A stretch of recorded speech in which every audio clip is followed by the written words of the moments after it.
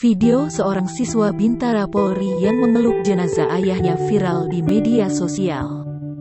Video itu banyak mendapat respons dari netizen karena kisahnya yang memilukan. Peristiwa itu terjadi di Kabupaten Jeneponto, Sulawesi Selatan, Sulsel.